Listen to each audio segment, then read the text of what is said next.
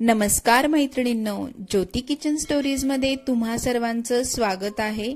आज आपण बनवणार आहोत मशरूम मसाला। मशरूम म्हटलं तर ही भाजी कशी बनवायची असा प्रश्न पडला असेल, तर काहींना ही भाजी बनवताही येत असेल। मी आज तुम्हाला मशरूमची अगदी सोपी आणि झटपट तयार होणारी रेसिपी दाखवणार आहे। चला तर व्हिडिओला सुरुवात करूया।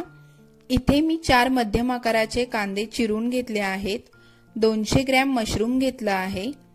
मशरूम स्वच्छ पाण्याने आता इथे मी धुवून घेणार आहे आणि अशा पद्धतीने मशरूम चिरून घेणार आहे।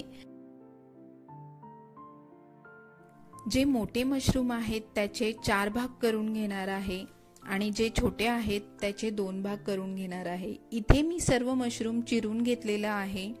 आता एका कढईमध्ये तेल गरम करायला ठेवून द्यायचं आहे। तेल गरम झाल्यानंतर यामध्ये आपण चिरलेला कांदा फ्राय करून घेणार आहोत। कांदा चांगला भाजून घ्यायचा आहे, जसा आपण बिर्याणीला भाजतो तसा। इथे आपला कांदा चांगला भाजला गेला आहे। आता याला मी एका प्लेटमध्ये काढून थंड करून मिक्सरमध्ये वाटून घेणार आहे। इथे मी मशरूम आता मॅरिनेट करून घेणार आहे। त्यासाठी मी यामध्ये आलं लसणाची पेस्ट घालून घेणार आहे। मिक्सरमध्ये वाटून घेतलेला कांदा यामध्ये घालून घ्यायचा आहे।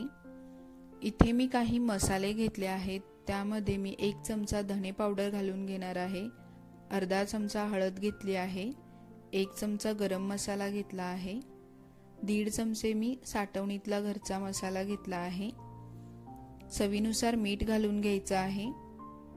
त्यानंतर यामध्ये दही घालून घ्यायची आहे, वरून थोडीशी कोथिंबीर घालून घ्यायची आहे आणि आता हे सर्व मिश्रण एकत्र मिक्स करून घ्यायचं आहे।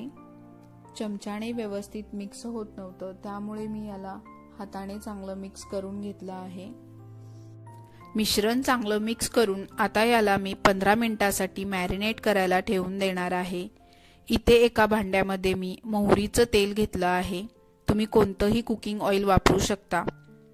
मोहरीचं तेल चांगलं गरम झाल्यानंतर यामध्ये मी काही खडे मसाले घालून घेणार आहे आणि अर्धा चमचा मी जिरे घालून घेणार आहे।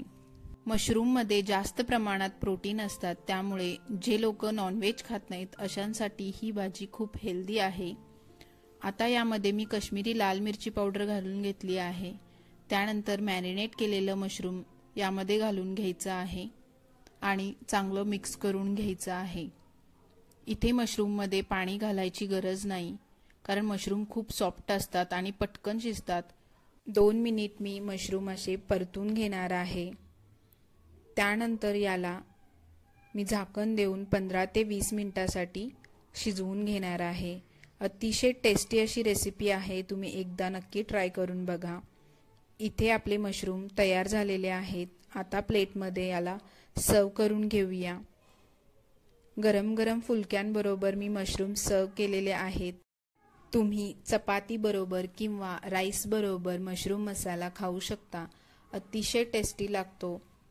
रेसिपी आवडली असेल तर व्हिडिओला लाईक करा आणि नवनवीन रेसिपीजसाठी चॅनलला सबस्क्राईब करायला विसरू नका।